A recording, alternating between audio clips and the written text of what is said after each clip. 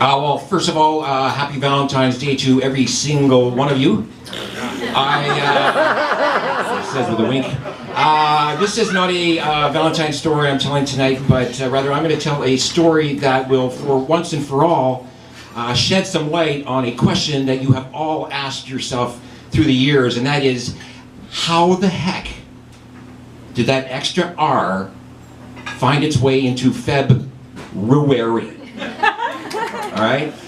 And to get to the bottom of this, we need to go way back where this gentleman opened up one of the first printing stores, printing shops. And I'm not going to lie to you, things were real tough at the beginning, you know, mostly just dog posters, you know, births and obituaries, things like that. But his big break came when he was given the contract to print the very first calendar, right, which was huge. And the only bummer about this was that he had already been meant to go on a 12-day return trip on horseback, where he was going to go to the All Things Weird and Wonderful festival, where he was hoping to make some connections so as to create a weekly horoscope, right, with extra money. So no problem. He left his two workers with explicit instructions as to how to, you know, print these first set of calendars, and upon waiting for his return. And, well, you know, when the cat's gone, the mice play, and as a result, these two numbskulls could be found every day at noon at the old Monk and Mullet pub, where they would drink mead and evangelical shooters all afternoon before returning to work more than half drunk.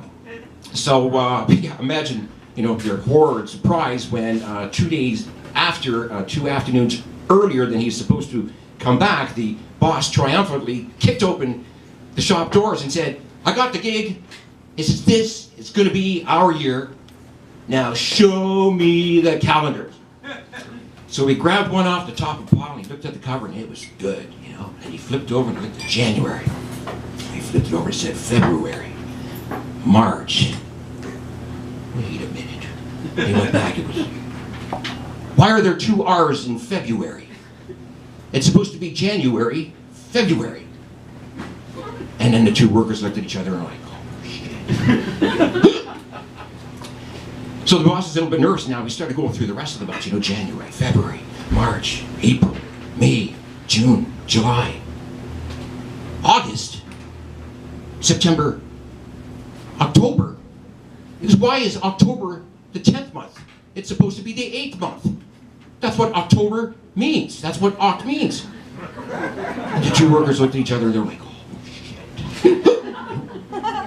He goes, I can't believe you idiots don't know that. There was even a fortune teller at this conference I was at, and she actually predicted that in the 21st century, some crazy woman was going to give birth to 8 babies in one pregnancy on purpose. And then that woman would, from that point on, always be known as Octomom. Octomom.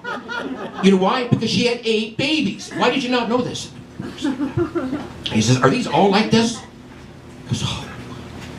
He said, okay, this is what we're going to do. He said, we're going to pretend that it was supposed to be spelled January, February, okay? And as far as October being the 10th month, we'll just say that June, July, August sounded more smooth off the tongue, you know? But we tell nobody about this, and nobody will ever know until some misfit spills the beans at a story slam in the year 2017. But we take this to the grave with us.